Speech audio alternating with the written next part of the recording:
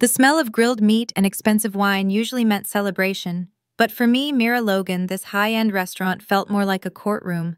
Tonight, my family was raising a glass to my brother Tyler's success. Success they financed by systematically draining my life savings and forging my signature for years. They called my craft business a cute little hobby, dismissing my financial independence while secretly building their pyramid scheme on my hard-earned foundation. I had to sit there, manila envelope in hand, knowing that in the next hour I would shatter the image of the perfect Logan family and risk being permanently cast out. The question wasn't if the truth would come out, but how much it would cost me to finally choose myself. Like, share, comment, and subscribe to our channel. We always appreciate the time you spent here with us. Fatwa. The air in the back room of the Prime Cut hung thick with the aroma of charcoal and expensive steak. It was a classic American scene: leather booths, dimly lit wood paneling, and the faint, comforting murmur of a college football game playing somewhere near the bar. I sat alone at the largest table, sipping an iced tea, pretending to study the wine list. In my purse, nestled beneath a lipstick, were two objects that felt impossibly heavy: a manila envelope stuffed with legal copies and a small flash drive. I was here for my younger brother Tyler's promotion celebration. They expected toasts. They expected pride. By the time my brother lifts his glass tonight, every person in this room will know what my parents did with my money, and what I did with theirs. The clink of cutlery from the main dining room, the high-pitched laugh of a nearby patron, the low hum of prosperous American middle-class familiarity. It all felt like the soundtrack to a lie I had been living for decades. It was a comfortable lie built on the foundations of Maple Ridge respectability, but a lie nonetheless. I didn't come here tonight to celebrate Tyler. I came to face the music and to make sure they heard the dissonance too. But to understand why I'm about to blow up my own family's party, risking everything I've built in my late 20s, we have to go back to when I was just the girl who sold string online. Maple Ridge, Ohio was the kind of town where the biggest news was usually a zoning meeting or a successful high school football season. It was the perfect backdrop for my parents, Dennis and Carol Logan. Dad Dennis was the pillar of the community, a respected local financial advisor who doubled as a church deacon, known for his impeccable suit collection and measured advice. Mom Carol was the image curator. A successful real estate agent, she worried less about selling houses and more about selling the image of the perfect Logan family to the congregation and her clients. She was obsessed with appearances, especially when it came to Tyler. Tyler, my younger brother by 4 years, was their masterpiece. He was the investment. He was the high school baseball star, the business school golden boy. My parents didn't just love Tyler, they marketed him. Then there was me, Mira. I was the quiet one, the artsy one, the responsible one. While Tyler was attending expensive summer camps and prepping for college applications, I was working part-time jobs all through community college to cover my expenses. Introverted by nature, I found my niche online. I started an Etsy shop selling hand-dyed yarn and carefully curated knitting kits. I taught myself e-commerce, built a website, and packed orders until 2 a.m. To my parents, this was always just Mira's string thing, a cute, harmless hobby. My dad Dennis framed our entire family life like a stock portfolio. You put your money where it'll grow, Mira. It's smart investing, but the only asset they discussed was Tyler.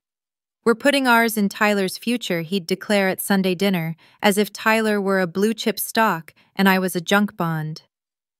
Mom's social media and church gossip were dedicated entirely to Tyler's portfolio performance.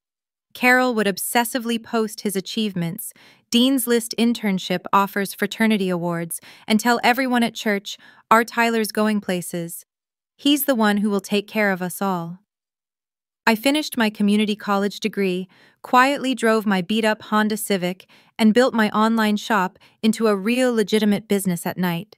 The accumulation of tiny invalidations was exhausting. Every time I shared a win, my first international order the month I cracked $10,000 in revenue, the write-up I got in a national craft magazine, My parents would pause, nod vaguely, and then one of them would invariably reply with, "That's nice, dear, but did you hear Tyler got a last-minute interview for that MBA track?"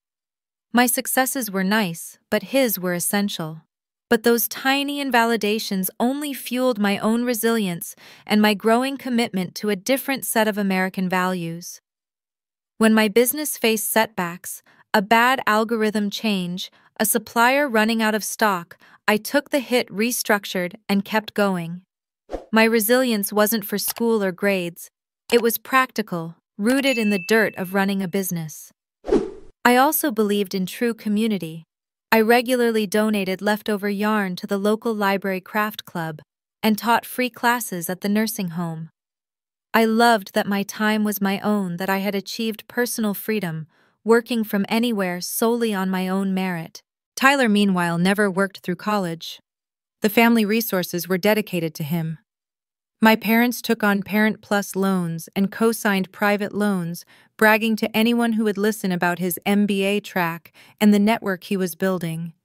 He was the crown jewel, polished and protected from the messy reality of earned income. The first serious ask came the summer after Tyler graduated undergrad. Dennis and Carol hosted a large barbecue. As the sun set, casting long shadows, Dad cornered me on the back porch, away from the laughter and the grilling smoke. He put a hand on my shoulder, that practiced financial advisor comforting hand. "You're doing okay with that online thing, right, Mira?" he asked, avoiding my eyes. "The business is solid." I nodded, cautious. "It's doing well, Dad. My best quarter yet." He let out a sigh that sounded rehearsed. "Good, good. We might need a little help with Tyler's grad school tuition. Just a bridge loan, something short-term. Family helps family, right?"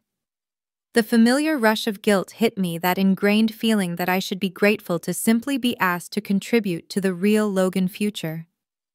I was still unsure of my own long-term stability.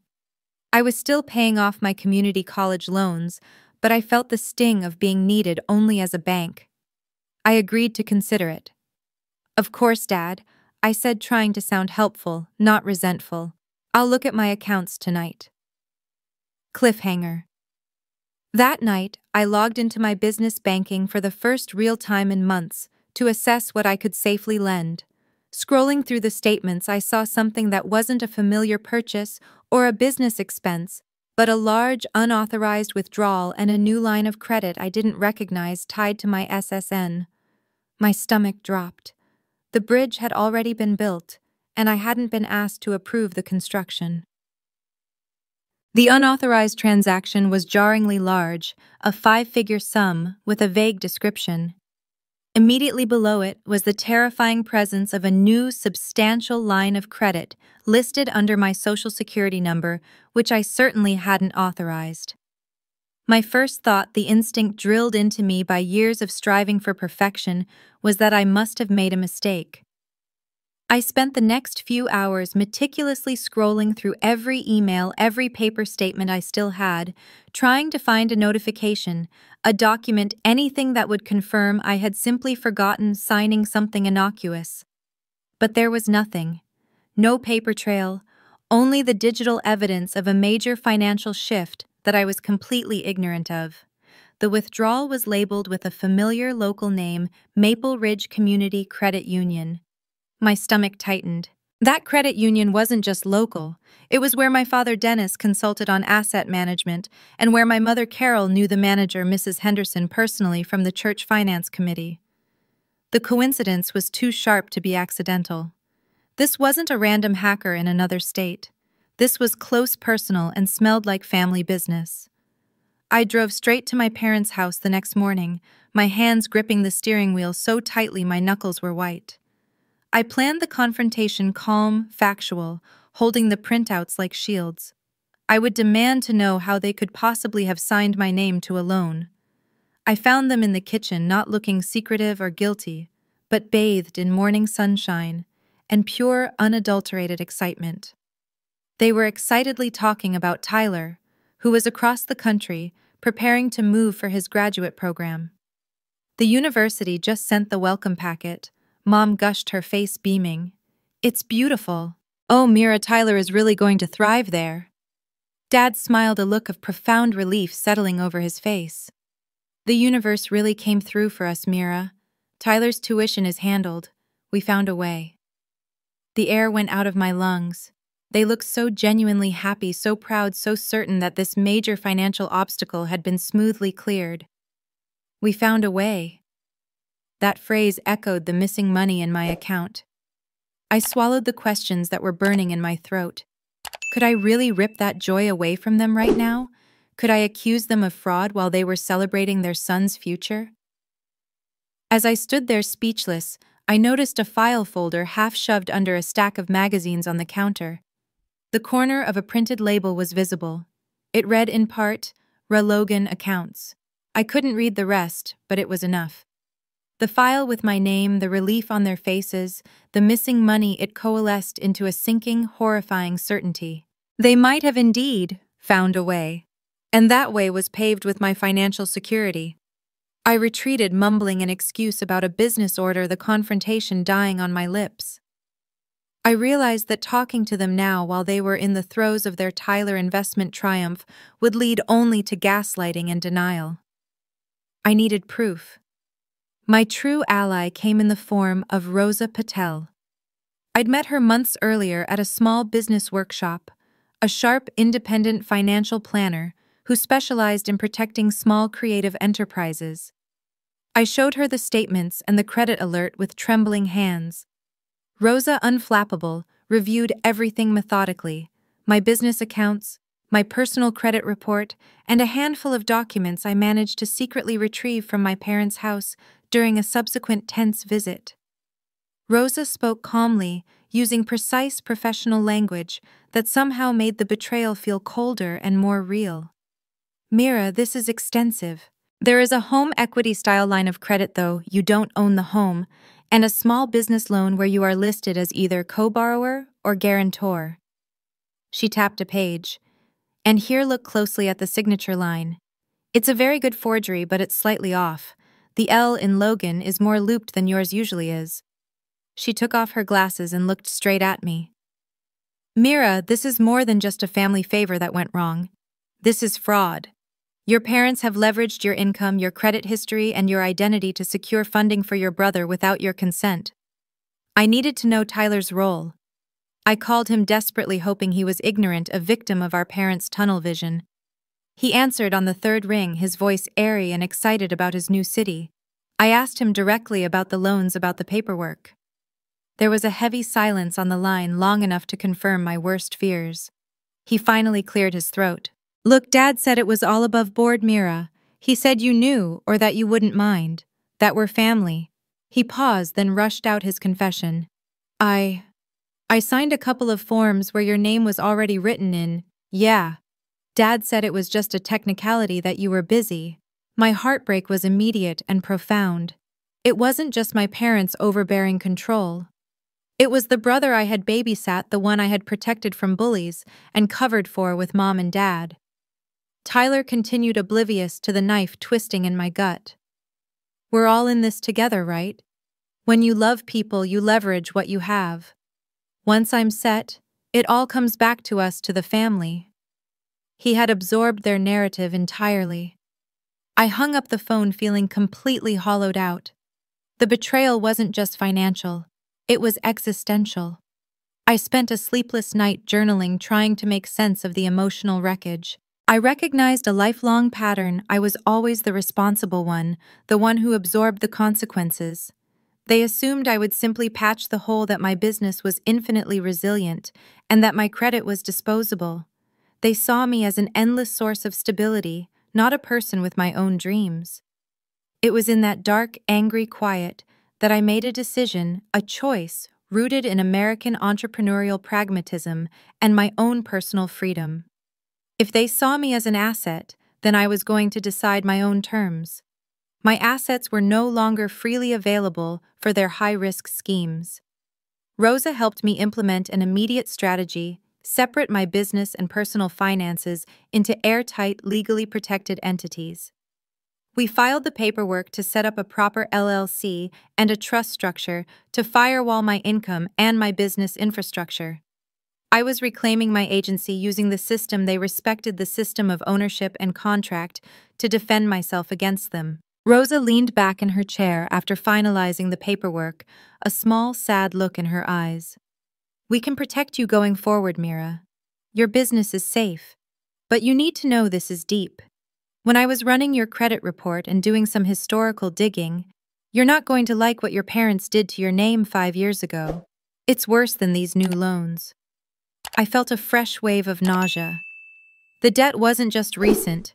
It was a ghost from my past they had already leveraged, and I had no idea what she was talking about. Rosa's warning had been an understatement. When she laid out the full deep dive, the paper documents felt like weights pressing down on the desk between us. The recent unauthorized loans were just the surface of the problem. The full picture was ugly. Dennis had a partially hidden disciplinary note on his financial advisor license from several years ago, a small settled case involving a client's risky investment allocation. He wasn't just a pillar of the community, he was a desperate man, masking ethical slippage. The financial reality of the Logans was not the prosperous image they projected. They were drowning in debt. There was a second mortgage on the house, maxed out credit cards, and multiple private student loans for Tyler that they co-signed. But the real shock, the 5 years ago ghost, was tucked into the fine print of the Maple Ridge Community Credit Union file. Rosa pointed to a loan document from 4 years ago, right after I had finished community college and my business was first gaining traction. This particular loan, ostensibly for a business expansion, named me as a silent partner in a non-existent entity called Logan Family Ventures, LLC. My signature was clearly forged, and the terms of the loan were deeply unfavorable. They had used the early success and projected growth of my string thing to secure a large personal loan they needed at the time, tying my personal income to their desperate finances and giving them access to lines of credit based on my earnings. They hadn't leveraged me recently. They had built their entire precarious financial structure on me. The shame was compounded by the revelation of community complicity. The credit union manager, Mrs. Henderson, was not just an acquaintance. She was an old friend of Dennis from church. Rosa explained that the paperwork had been processed on trust and familiarity. It's Dennis's daughter. Of course she's in on it. They must have assumed blurring the lines between professional ethics and small-town favor. If I exposed this, it wouldn't just ruin my parents' carefully constructed reputation. It could genuinely rock the trust in a beloved local institution, one that served many of the elderly and small business owners I knew.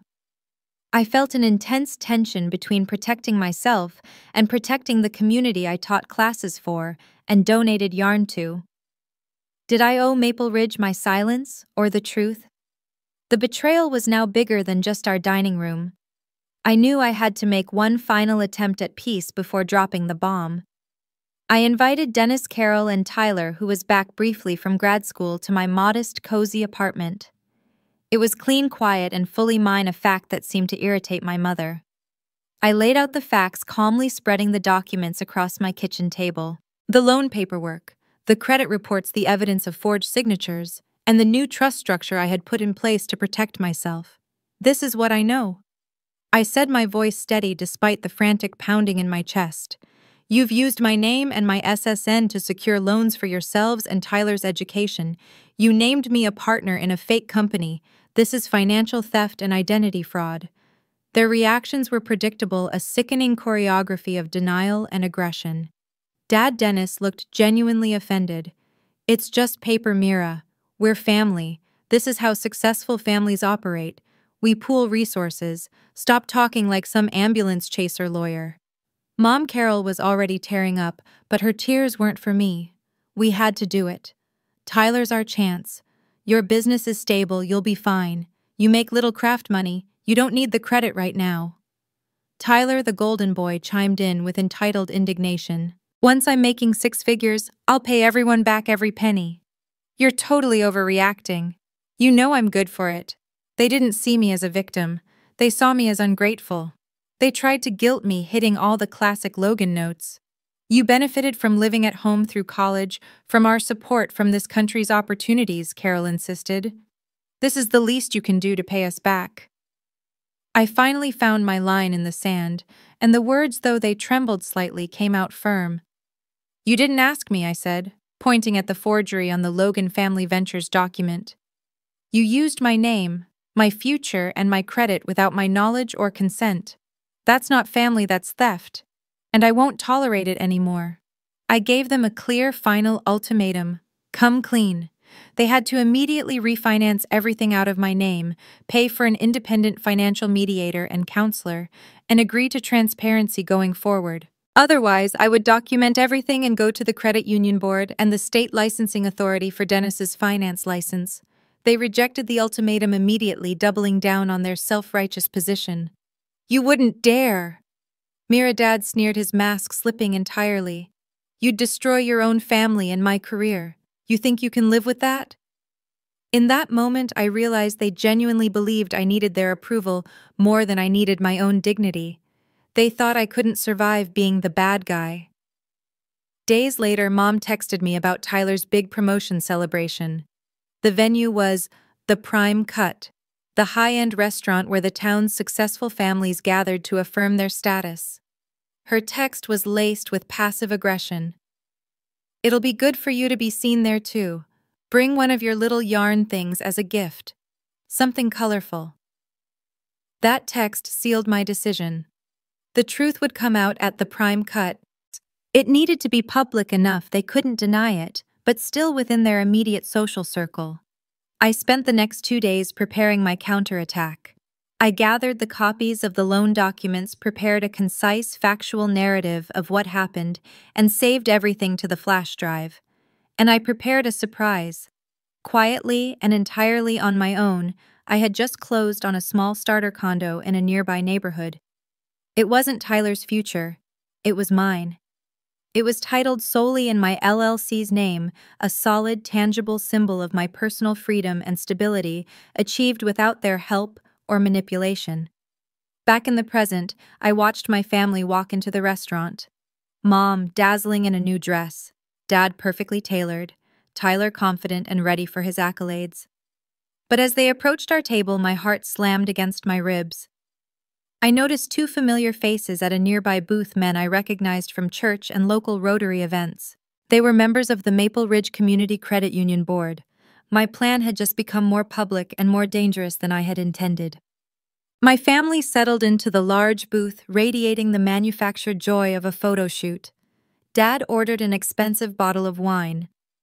Mom spent the first 10 minutes subtly scanning the room to ensure everyone who mattered had seen them arrive. Tyler, basking in the attention, regaled us with stories of his new corporate position. The board members from the credit union, thankfully, were immersed in their own conversation at a nearby table, their voices a low, businesslike drone. Mom clinked her glass, the delicate sound cutting through the restaurant's background noise. It was time for the toasts. She stood first, launching into a highly sentimental monologue about sacrifice. "We didn't just invest money in Tyler," she announced, her voice trembling dramatically loud enough to carry. "We invested our entire lives. This promotion proves that family sticks together to lift up the brightest among us, to seize the opportunity this great country offers." She dabbed her eyes, achieving exactly the right level of moving sincerity. Dad followed, adding his own brand of seasoned metaphor, turning the family's actions into high finance. "Life is about calculated risk," he stated, raising his glass. "It's about making smart investments, even when it requires sacrifice or a little unconventional thinking. Tonight we see the returns on the smartest investment Carol and I ever made." Tyler, flush with praise and wine, stood next. He thanked his parents lavishly, acknowledging their unwavering belief and financial agility.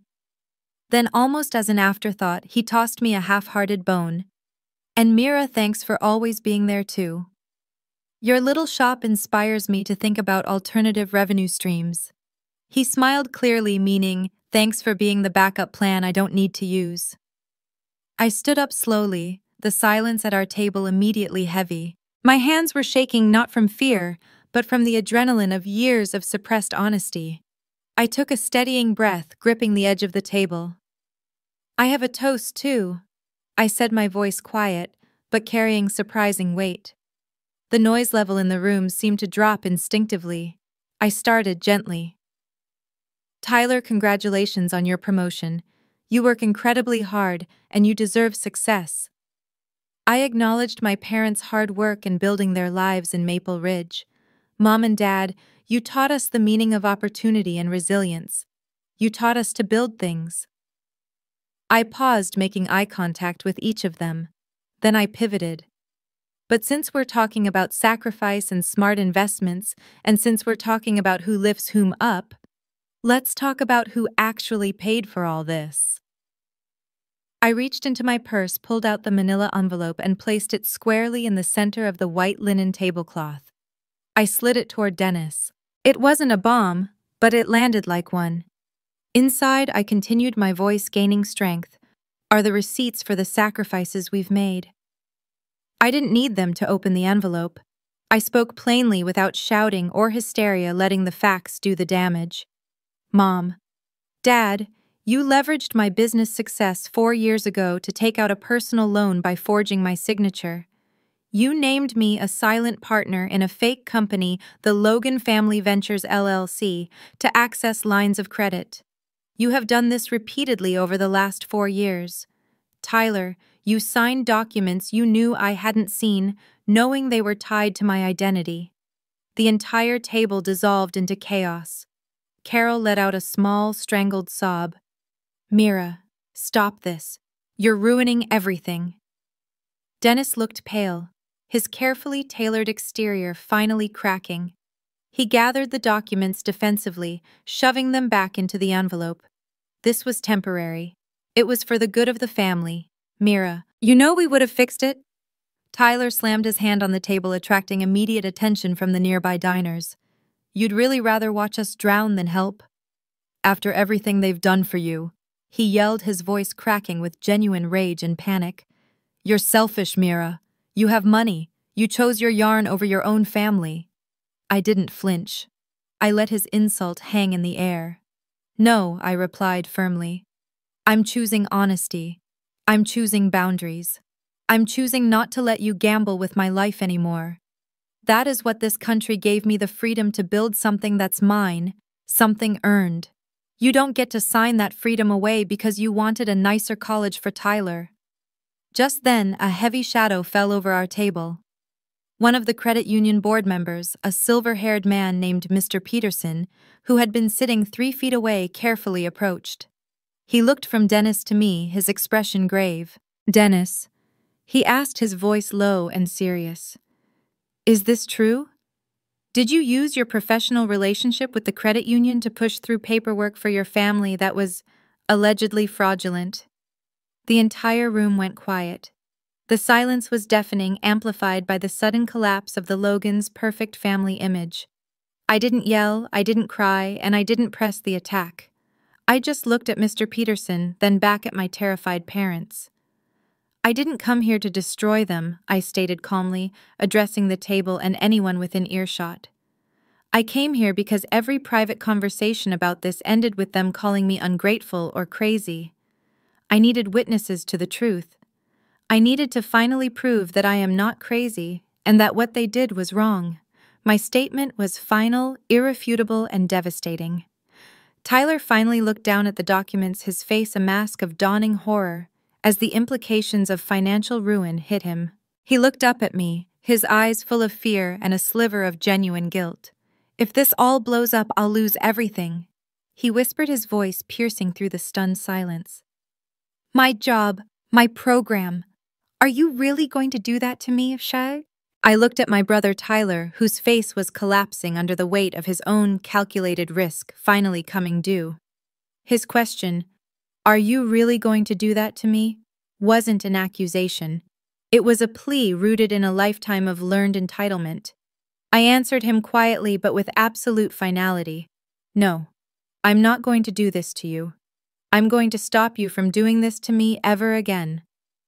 With that, I picked up my purse, nodded once to the stunned credit union board member, and walked out of the restaurant. I didn't storm out in a dramatic huff. I walked out with the dignity of a person who had just paid the highest, most painful debt of her life. In the dimly lit parking lot, the adrenaline crash hit me. I leaned against my Honda hyperventilating until the cold night air stabilized me. I had done it. I called Rosa. I did it. I managed my voice shaking. I told them everything, in public. The consequences were swift and messy. The next day, the news, though initially just a rumor, spread quickly through Maple Ridge.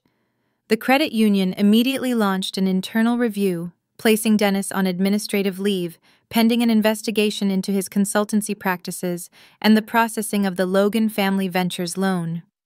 Rumors swirled like autumn leaves, but I stayed home focused only on processing orders and protecting my business. The consequences for my family were severe. Weeks turned into a month. Dennis faced disciplinary action. His financial advisor license was suspended pending the full investigation. Mom's real estate image, built on the illusion of stability, took a massive hit, and several high-profile clients pulled their listings. Tyler's company flagged his recent messy financial history, and his promotion was immediately delayed, moving him to a less high-profile, more demanding role focused on internal debt management, a bitter irony. Legally, with Rosa's steady support, I formally removed myself from all fraudulent obligations. I made a difficult choice rooted in mercy, but governed by boundaries. I chose not to press charges for forgery. But that mercy came with strict conditions. They had to fully refinance and remove every last cent of debt from my name, attend mandatory family and financial counseling, and sign a written, notarized acknowledgement of the financial and emotional damage they had caused me. It was tough love delivered with the sharp edge of the law. Weeks later, Tyler showed up at my shop just as I was locking up for the night. He was visibly different, tired, deeply humbled, wearing clothes that looked worn, not chosen for effect. He was carrying a file of his own, his debt consolidation plan. We sat on the curb outside my shop, the glow of the neon sign reflecting in his eyes. The confession wasn't the defiant defense of a golden boy. It was the broken admission of a co-conspirator. I knew more than I let on, he admitted, his voice rough. I knew those papers looked wrong, but Mom and Dad, they put so much pressure on me. They told me you didn't care about the money, that it meant nothing to you. They convinced me I was our ticket out and they needed me to play the part. He apologized, not defensively, but truly and completely. I treated you like a safety net, Mira, not a person. I saw your business as a well that wouldn't run dry. I'm sorry. I have started paying down the private loans myself. I cried then, a sudden release of tension. I forgave him, but I was careful not to revert to the old dynamic. I forgive you, Ty, I said, leaning my head on his shoulder briefly. But you don't get automatic access to my accounts or my life again. If you want a relationship, we rebuild it slowly with transparency. Months later, Carol and Dennis requested a meeting. They wanted neutral territory, so we met at a picnic table in the town park. They looked older, diminished. They had sold the big house to cover the loans and were now renting a small apartment. Dad's voice was cracking as he spoke. He admitted that he had blurred ethical lines at work long before the family loans. He thought he could always fix it with one big win using Tyler, then me. Mom admitted her deepest failing: she cared more about appearances than her children's emotional reality. I thought if we looked successful, we were successful, she confessed, her eyes red. I didn't see what it was doing to you, Mira. I was so focused on Tyler being a symbol of success that I forgot you were a success too. They both apologized without excuses for the first time in my life. I didn't rush to hug them. I listened, absorbed their words, and finally I said, I believe you're sorry. That doesn't erase what happened, but I don't want to spend the rest of my life hating my own parents. A year passed. I organized a community makers and small business fair in Maple Ridge. My yarn company was thriving, and I was actively mentoring young entrepreneurs. At the fair, I had a special booth dedicated to financial literacy and ethical borrowing. Running that booth alongside Rosa as a guest speaker was Dennis. He was volunteering, advising young business owners on ethical capital management, humbled but productive.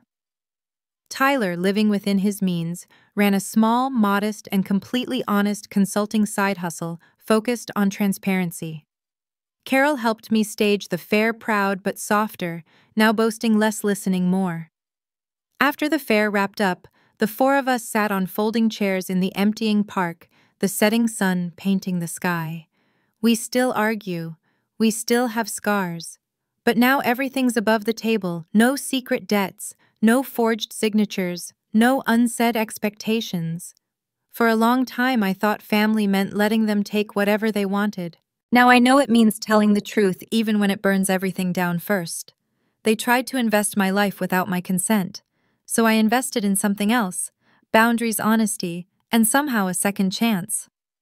Tyler laughed, a genuine, easy sound, as I handed him a small box of colorful yarn, joking about him finally learning to knit. Dennis quietly folded up a financial literacy workshop sign. Carol snapped a picture not for social media first, but to frame at home. The Logans aren't a perfect portfolio anymore. We're something messier, riskier, and finally real, a family I chose to stay in with my eyes wide open.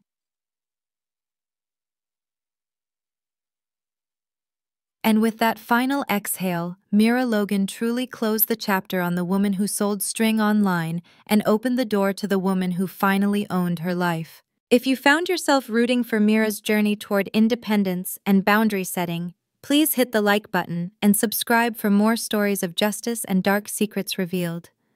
We read every single comment to hear your thoughts on financial fraud and family betrayal.